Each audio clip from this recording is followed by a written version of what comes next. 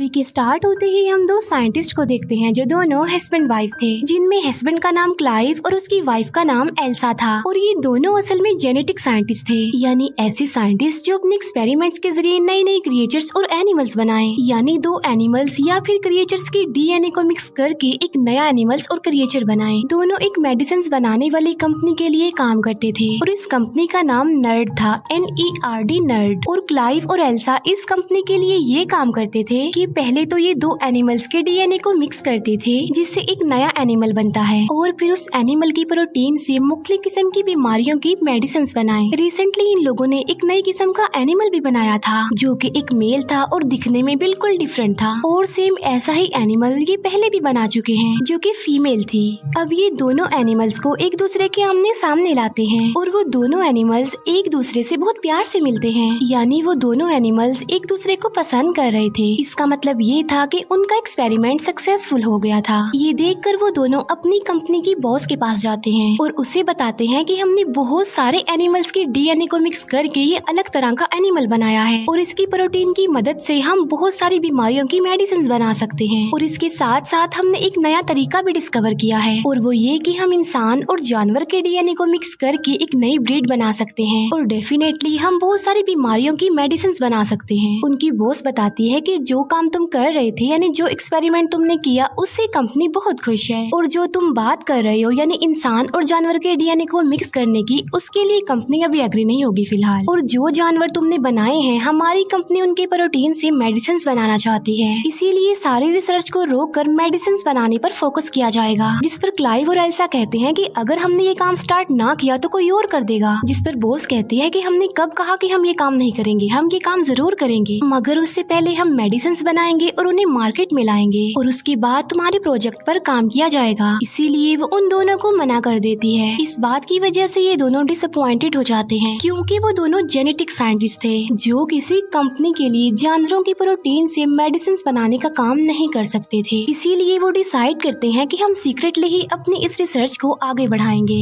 इसीलिए ये अपना काम स्टार्ट कर देते हैं, लेकिन इस काम को आगे बढ़ाने के लिए उन्हें इंसान का डीएनए चाहिए था। इसीलिए एल्सा क्लाइव को किसी का एक डीएनए ला कर देती है। क्लाइव पूछता है कि ये किसका डीएनए है, जिस पर एल्सा कहती है कि ये किसी अननोन पर्सन का डीएनए है, और ये फिर इंसान के डीएनए और उन एनिमल्स के डीएनए जिन्हें इन्होंने बनाया था उन पर एक्सपेरिमेंट्स करते हैं। ये लोग बहुत हार्ड वर्किंग करते हैं, लेकिन इन्हें सक्सेस हासिल नहीं होती और इस बात की वजह से वो काफी अपसेट हो जाते हैं। एक दिन एल्सा एक और डीएनए लेकर आती है और बताती है कि ये सबसे बेस्ट डीएनए है और इसीलिए अब हम अपना एक्सपेरिमेंट इस वाले डीएनए पर करेंगे, और ये फिर उस डीएनए और एनिमल के डीएनए पर एक्सपेरिमेंट करते हैं। और कड़ी मेहनत के बाद इनका एक्सपेरिमेंट सक्सेसफुल होता नजर आ रहा था, यानी एनिमल का डीएनए और इंसान का डीएनए आपस में मिल रहा था, और अब इन लोगों के पास एक यूनिक किस्म का डीएनए था जो इंसान और जानवर के डीएनए से मिलकर बना था। अब क्योंकि ये इलीगल था, इसीलिए क्लाइव इस रिसर्च को आगे बढ़ाना नहीं चाहता था, लेकिन एल्सा ऐसा नहीं चाहती थी, वो इस रिसर्च को आगे बढ़ाना चाहती थी। इसीलिए वो उस डीएनए को लेकर एक मशीन रूम में चली जाती है। उस रूम में एक ऐसी मशीन थी जिसमें डीएनए डालने से एनिमल्स और क्रिएचर्स पैदा होना शुरू हो जाते थे, यानी कोई भी जानवर उस मशीन के अंदर इंक्रीज होता रहता था। फिर एल्सा उस मशीन के अंदर उस डीएनए को डाल देती है। क्लाइव एल्सा को कहता है कि ये कोई अच्छा काम नहीं कर रहे हम, किसी को बनाना और फिर उसे मार डालना। एल्सा कहती है कि इतने सारे लोग इस दुनिया में रोजाना मरते हैं और हो सकता है कि हमारे इस एक्सपेरिमेंट से इतने सारे लोगों की जान बच जाए। इसीलिए क्लाइव एल्सा की बात मान लेता है, इसीलिए वो अपने काम को स्टार्ट कर देते हैं। मगर हैरान कर देने वाली बात तो ये है कि जिस बच्चे ने मशीन में आहिस्ता आहिस्ता बढ़ना था, वो तेजी से बढ़ता जा रहा था।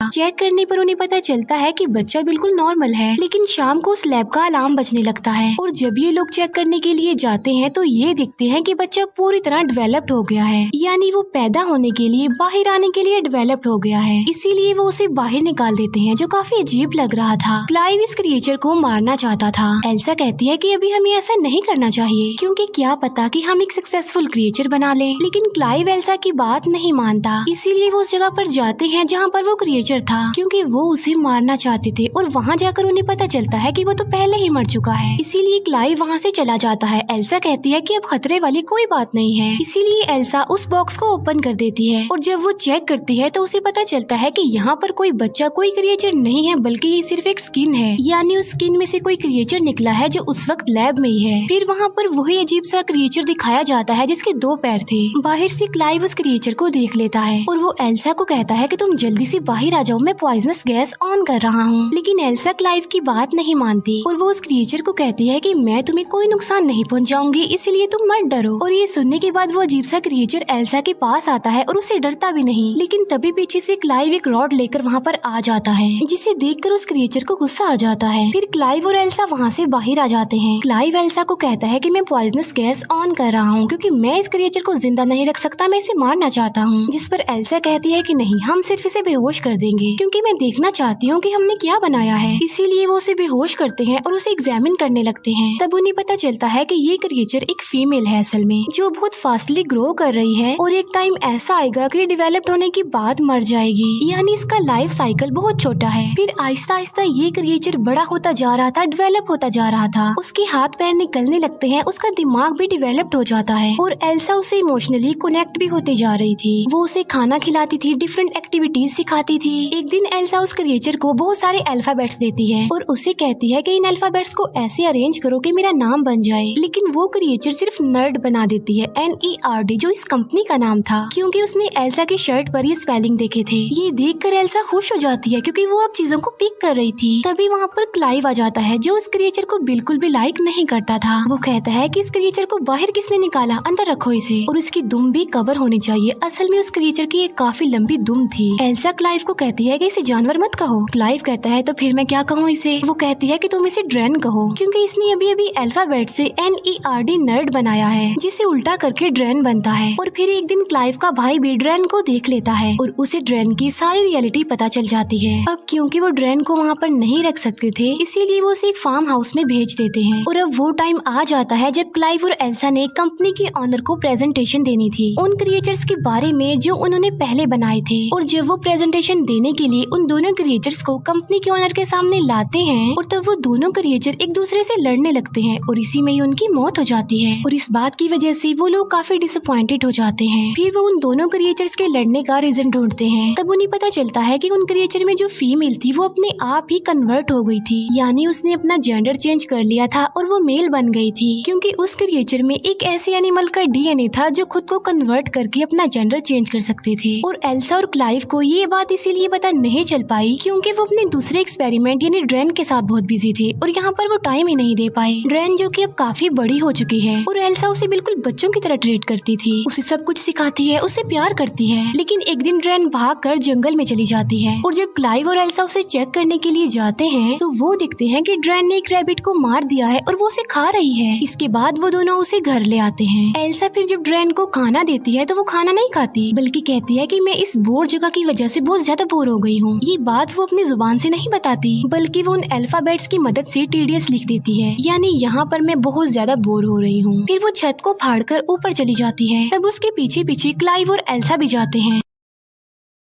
वो देखते हैं कि ड्रैन की तो विंग्स निकल आए हैं और वो अभी बस उड़ने ही वाली होती है कि क्लाइव उसे कहता है कि रुको, हम तुमसे प्यार करते हैं, हमें तुम्हारी जरूरत है, हम तुम्हें अपने पास रखेंगे। ये सुनकर ड्रैन के विंग्स वापस उसकी बॉडी में चले जाते हैं। ड्रैन का दिमाग अब काफी तेज हो गया था, वो चीजों को अंडरस्टैंड करने लगी थी, अच्छे बुरे को समझने लगी थी। एक दिन ड्रैन को एक बिल्ली मिलती है, लेकिन एल्सा उससे वो बिल्ली छीन लेती है क्योंकि एल्सा को डर था कि ड्रैन कहीं उस बिल्ली को भी न मार दे। फिर आहिस्ता आहिस्ता हम हैरत में डाल देने वाली एक चीज देखते हैं और वो ये कि ड्रैन को क्लाइव अच्छा लग रहा था, जिससे क्लाइव को पता चल जाता है कि ड्रैन के अंदर जो इंसान का DNA उन्होंने डाला था वो किसी और का नहीं था, बल्कि वो खुद एल्सा का ही था। इस बात से क्लाइव एल्सा से नाराज होता है। वो उसे कहता है कि तुमने अच्छा नहीं किया, तुम्हें ऐसा नहीं करना चाहिए था। आहिस्ता आहिस्ता एल्सा का प्यार ड्रैन के लिए खत्म होता जा रहा था, इसीलिए एल्सा वो बिल्ली ड्रैन को दे देती है। ड्रैन की दुम नोकदार थी, इसीलिए ड्रैन अपनी नोकदार पूंछ को उस बिल्ली के गले में चुभा कर उसे मार डालती है। ये देखकर एल्सा को बहुत गुस्सा आता है और वो ड्रैन को स्लैप स्लैप कर देती है। थप्पड़ लगने की वजह से ड्रेन एल्सा के ऊपर आकर खड़ी हो जाती है और वो एल्सा के गले में लगी एक चाबी को निकालती है और दरवाजा खोलकर वहाँ से चली जाती है। ड्रेन के अलग अलग फेसेस उन लोगों के सामने आ रहे थे। फिर हम देखते हैं कि एल्सा वो प्रोटीन बनाने में कामयाब हो चुकी थी